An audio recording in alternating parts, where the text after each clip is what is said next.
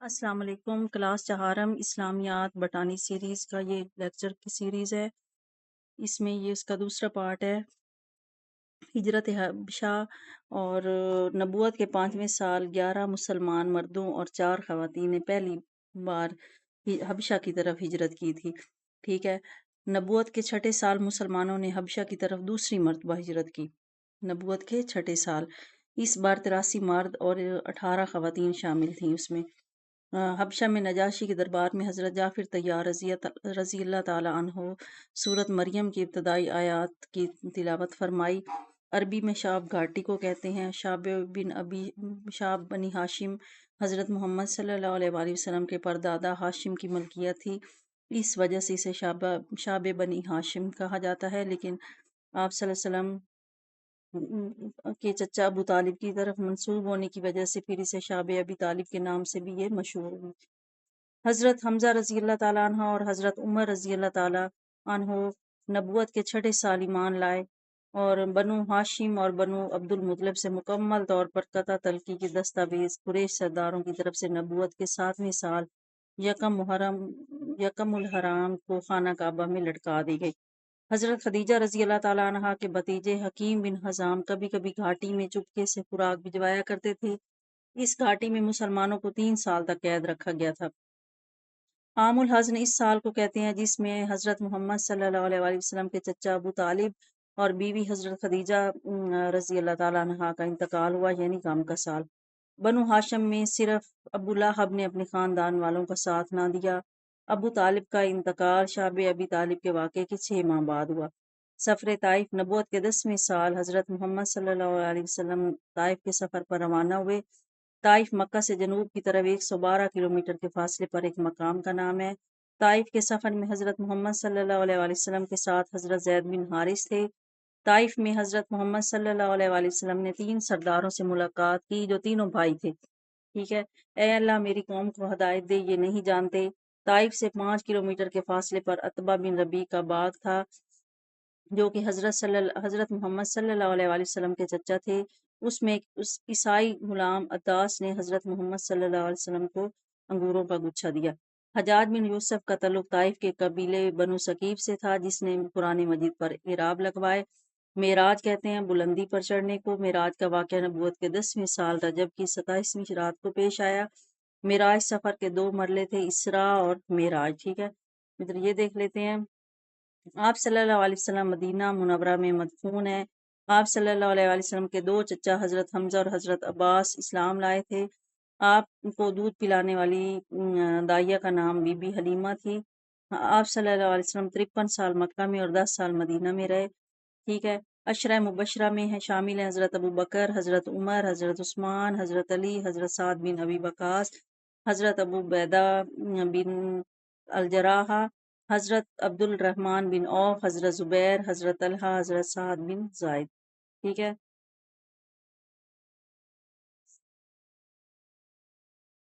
اسراء وہ مرحلہ ہوتا ہے جس میں اللہ تعالیٰ حضرت محمد صلی اللہ علیہ وسلم کو ایک ہی رات میں مسجد حرام سے مسجد اقصیٰ تک لے گئے۔ ٹھیک ہے، معراج کون سا ہے؟ مسجد اقصیٰ سے اسی رات آسمان پر اور ان سے بھی اوپر کے لیے سفر کے لے جایا گیا۔ مسجد اقصیٰ کو بیت المقدس بھی کہتے ہیں۔ یہ مسلمانوں کا قبلہ اول بھی ہے۔ جس جانور کے ذریعے حضرت محمد صلی اللہ علیہ وسلم نے معراج کا سفر کیا اسے براق کہتے ہیں۔ پہلے آسمان پر حضرت آدم علیہ السلام سے ملاقات ہوئی، دوسرے پر حضرت عیسیٰ اور حضرت یحییٰ علیہ السلام سے، تیسرے پر حضرت یوسف علیہ السلام سے، چوتھے پر حضرت ادریس علیہ السلام سے، 5ویں پر حضرت ہارون علیہ السلام سے، چھٹے پر حضرت موسیٰ علیہ السلام اور 7ویں پر حضرت ابراہیم علیہ السلام سے ملاقات کی۔ حضرت جبرائیل علیہ السلام نے حضرت موسیٰ حضرت محمد صلی اللہ علیہ وسلم کے ساتھ سدرۃ المنتہا تک سفر کیا۔ نماز واقعہ معراج کے دوران فرض ہوئی۔ ٹھیک ہے، اور ہجرت مدینہ حضرت پیغمبر اسلام حضرت محمد صلی اللہ علیہ وسلم اور ان کے صحابہ کی طرف سے مکہ مکرمہ سے یثرب منتقل ہو جانے کے عمل کو کہتے ہیں، جو 12 ربیع الاول 13 نبی جو بعد میں پہلا ہجری سال کہلایا با مطابق 24 دسمبر 622 عیسوی بروز جمعہ کو ہوئی۔ ٹھیک ہے، ہجرت مدینہ مدینہ منورہ کا پرانا نام یثرب تھا۔ جب حضرت محمد صلی اللہ علیہ وسلم نے یثرب ہجرت کی تو اس کا نام مدینہ النبی یعنی نبی صلی اللہ علیہ وآلہ وسلم کا شہر ہو گیا، جسے اب مدینہ کہتے ہیں۔ یثرب یعنی مدینہ مکہ سے شمال کی طرف 350 کلومیٹر کے فاصلے پر ایک سرسبز اور شاداب علاقہ تھا۔ مکہ سے مدینہ ہجرت کے دوران حضرت محمد صلی اللہ علیہ وآلہ وسلم اور حضرت ابوبکر صدیق رضی اللہ تعالیٰ عنہ نے غار ثور میں 3 دن قیام کیا۔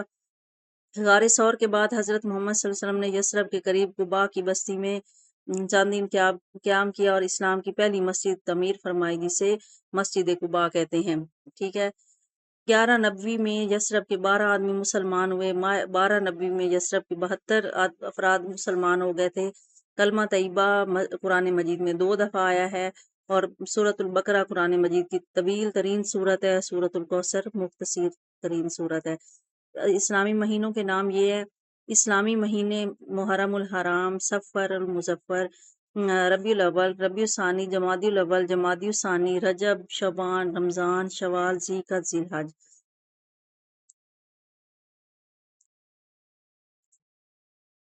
اس کے بعد ہے پہلا سجدہ قرآن مجید کے 9ویں پارے میں سورۃ الاعراف میں آیا ہے۔ سورۃ توبہ ایسی سورت ہے جس میں بغیر بسم اللہ کے ہے۔ سورۃ نمل میں 2 دفعہ بسم اللہ ہے۔ حضرت خالد بن سعید پہلا وحی لکھنے والا صحابی ہے۔ حضرت عثمان پہلا حافظ قرآن ہے۔ قرآن مجید میں 12 غزوات کا ذکر آیا ہے۔ قرآن مجید میں نماز کا لفظ 700 مرتبہ آیا ہے۔ ٹھیک ہے۔ وحی کے لفظی معنی ہے چپکے سے۔ پہلی وحی میں 5 آیات شامل ہیں۔ پہلی وحی سورۃ العلق سے ہے۔ 2 وحی کے درمیان کچھ عرصے تک وحی نہ آنے کا زمانہ فطرت الوحی کہلاتا ہے۔ پہلی وحی کے نزول کے وقت حضرت خدیجہ آپ صلی اللہ علیہ وآلہ وسلم کو کس کے پاس لے گئیں؟ اپنے چچا زاد بھائی کے۔ ورقہ بن نوفل کے بہت بڑے عالم تھے، تورات کے بھی اور انجیل کے بھی۔ ٹھیک ہے۔ اور آپ صلی اللہ علیہ وسلم پر پہلی وحی نازل ہوئی غار ہرا میں۔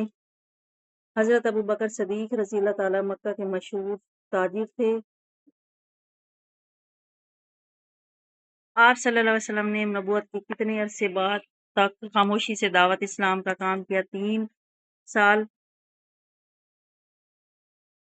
کتنے عرصے تک خاموشی سے دعوت اسلام کا کام کیا؟ 3۔ حضرت علی رضی اللہ تعالیٰ عنہ نے کتنے سال کی عمر میں اسلام قبول کیا؟ 10 سال کیے تھے۔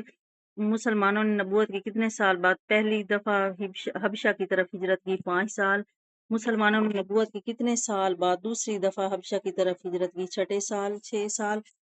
نجاشی کے دربار میں حضرت جعفر طیار رضی اللہ تعالیٰ عنہ نے کس سورت کی تلاوت فرمائی؟ سورت مریم۔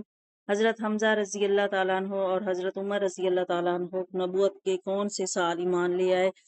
6 سال۔ شاب کے معنی ہے گھاٹی، عام الحزن کے معنی ہے غم کا سال۔